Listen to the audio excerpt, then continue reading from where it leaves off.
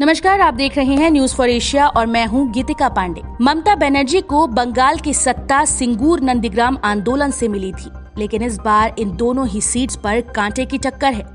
नंदीग्राम में शुभेंदु अधिकारी के चलते दीदी के लिए मुश्किलें खड़ी हो गईं, तो सिंगूर में रविंद्रनाथ भट्टाचार्य उनके लिए चुनौती बन गए हैं, क्योंकि वे लगातार 4 बार से सिंगूर के विधायक हैं। पहले टीएमसी में ही थे।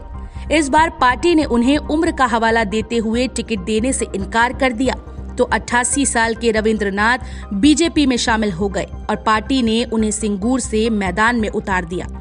रविंद्रनाथ वो शख्स हैं जो सिंगूर आंदोलन के दौरान ममता बनर्जी के साथ कंधे से कंधा मिलाकर खड़े रहे। किसानों को ममता के पक्ष में करने में उन्होंने बड़ी भूमिका निभाई थी।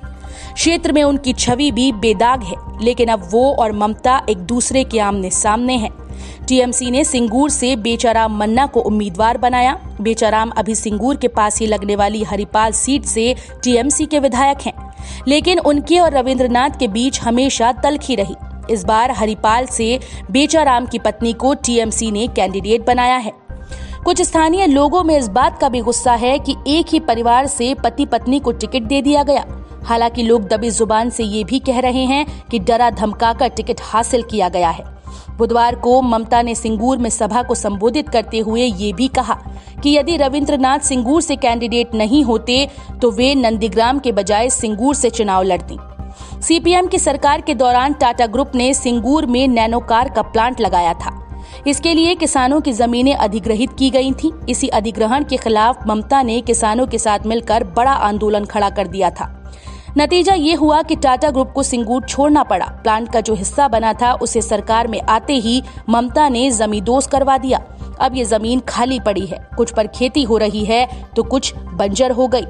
सिंगूर के बहुत से लोग ममता सरकार की योजनाओं से खुश नजर आ रहे हैं। वे मुफ्त मिल रहे राशन के साथ ही कन्याश्री, रूपश्री, सुबोधश्री जैसी योजनाओं की तारीफ करते हैं, लेकिन युवा वर्ग बेरोजगारी के चलते सरकार से नाराज है। टीएमसी के लिए रविंद्रनाथ भट्टाचार्य भी चुनौती बनते दिख रहे हैं, क्योंकि 20 सालों से वे विधायक हैं, इसलिए उनका खुद का एक बड़ा जनाधार है। सिंगूर में 2,30,000 से ज्यादा वोटर्स हैं। इनमें करीब 12% अल्पसंख्यक समुदाय से हैं। एक्सपर्ट्स के मुताबिक लेफ्ट, सीपीआईएम और कांग्रेस के गठबंधन के चलते अल्पसंख्यक वोट बढ़ जाएंगे। वहीं हिंदू वोट मुख्य तौर पर टीएमसी और बीजेपी के बीच ही बंटना है। सीपीएम भी यहां इंडस्ट्री लगाने के दावे कर रही है। पार्टी का कहना है कि लोग इस बार उन्हें इसीलिए सपोर्ट करेंगे क्योंकि टीएमसी के सिंगूर आंदोलन से सिर्फ पार्टी के टॉप लीडर्स को फायदा हुआ और वो करोड़पति बन गए। आम लोगों की जिंदगी में कुछ नहीं बदला। सिंगूर विधानसभा सीट हुगली जिले में आती है। हुगली की लोकसभा सीट से बीजेपी की लॉकेट चटर्जी ने 2019 में 70,000 से ज्यादा वोटों से जीत हासिल की थी। इस कारण भी सिंगूर में बीजेपी का संगठन मजबूत नजर आ रहा है और उसे इस बार जीत की पूरी उम्मीद है।